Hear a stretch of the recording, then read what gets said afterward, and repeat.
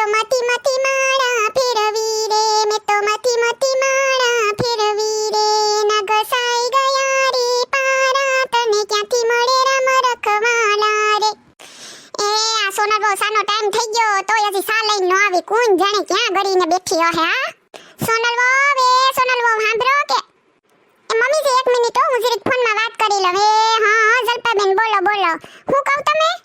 હા તી મારું નામ લખવાનું જોઈ ને બધું આવે તો હું શું કરવાનું આવું? મારે આવું મારું નામ લખાવી દીજો ને. ઓ મે તમને ખબર છે ને એવા કામમાં તો મારું પેલું નામ આવે.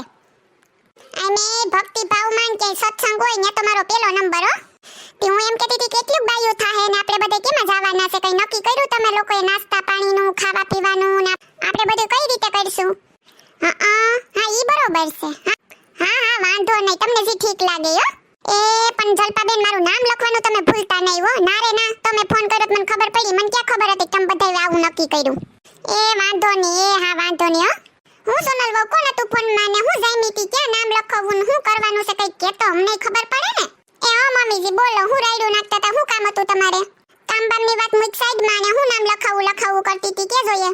એ મમ્મીજી કઈ નતું, આ તો છે ને જલપાબેનનો ફોન હતો કે બધી બાયું એક બસ એક બાયું બધી પ્રયાગરાજ જાય કુંભ મેળામાં સ્નાન કરવા હાટું. તી મેં કીધું કે મારું નામે લખાવી દીજો બરોબર ને?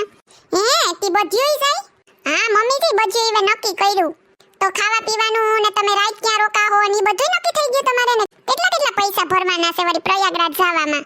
એ હા મમ્મીજી બધુંય નક્કી થઈ ગયું. અમારે એક આખું અઠવાડિયું રોકાવાનું છે. ત્યાંથી અમારે બધી બાયું નક્કી કર્યું પ્રયાગરાજ જઈ ત્યાં સ્નાન કરી ને હરિદ્વાર જાવું, રામઝુલા જાવું, લક્ષ્મણ ઝુલા જાવું, પંચવટીમાં જાવું, બધાયમાં જાવું. અમારે ખબર તમને 8 દિનનો પ્રવાસ છે અમારે. તી સોનલ તે એટલે તારું નક્કી કરી લીધું તે થોડું કે મારું ન વિચાર્યું કે હું આવું ને? આમે કુંભ મેળામાં નાવા જવાના ને હરિદ્વાર જવાના દી મારા છે, તમારે ક્યાં લઈ ભાગવું? મમ્મીજી તમારે એક તો દવા ચાલુ, પગું દુખે, ગોઠણું દુખે તો તમને કેમ લઈ જવા? ન્યા જઈને પાછા હેરાન થાય તો શું કરવાનું? આપણી વાહે આખી બસ હેરાન થાય. હા હજી તો હું જવાન છું. તું હું તારે મને ગલતી સમજે? મારા વાળ જો ને હજી કારા છે. મમ્મીજી મને ખબર છે તમે વાળમાં કાળી મહેંદી નાખો.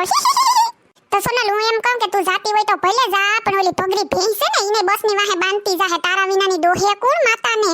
તે મમ્મીજી હું 8 દી જાઉં તે 8 દી તમે દોઈ લીજો મારા હાથેની. તમને આવડે જ છે ને તમારી પાસે ઊભી એ રે.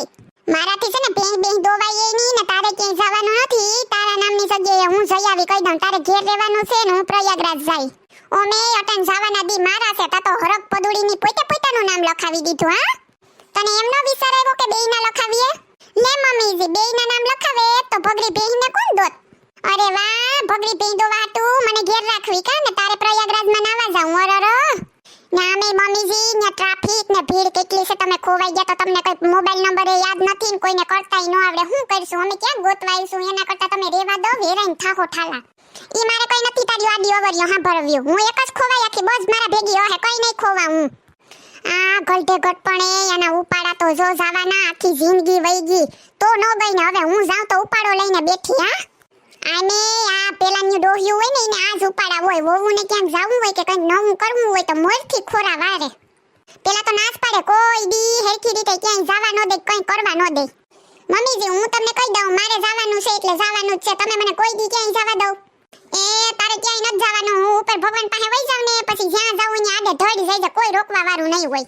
પણ હું ક્યાં તમને કહું કે તમે ભગવાન પાસે અટાણે વઈ જાવ? તમે રોમની બાપા ખાવ પીવને મજા કરો, પણ હું ક્યાંક જતી હોય તો મને તો જવા દો. તારે ક્યાંય જવાનું થતું નથી. મારે જવાનું છે. હું હાંજે મારો સીબલો આવે એટલે કે એને મારું નામ લખાવી દે ને એને હું બધી વાત કરી દે. મારો દીકરો મને ના પાડશે જ નહીં કે તમારો દીકરો છે ને મારું કઈ નથી. લે હુંય કે મારા ઘરવાળાને મારું નામ લખાવી દે. મારે જાવું એટલે જાવું બસ. કોઈ દી ક્યાંય મને જવા દીધી? કોઈ દી તમે? હા હું પણ ક્યાં ક્યાંય જવાનું ના પાડું. લે માવતરને ન્યા તો ગામનો ઝાપોય નતો જોયો ને અહીંયા આવીને એને પ્રયાગરાજ જાવું. લે મેડમને આથી તો મા બાપ હતા. મા બાપ તો ન જવા દે, પણ તમે વળી ક્યાં જવા દો? તમે તો હાહુ હોહરા છે. તમારે તો ન જવા દેવી જોઈએ. હાંજે તમારા દીકરાને આવવા દો. હવે 1 2 ને 3:30 મારે જાવું એટલે જાવું જ છે. તો તું એ સાંભળી લે. હાંજે મારા દીકરાને આવવા દે. 1 2 ને 3 જાવું એટલે જાવું જ મારે બસ. હેલો મિત્રો, જો તમને અમારો વિડિયો પસંદ આવ્યો હોય તો અમારી ચેનલ સિબલીની મોજને લાઈક કરો, શેર કરો એન્ડ સબસ્ક્રાઇબ કરો. Thank you.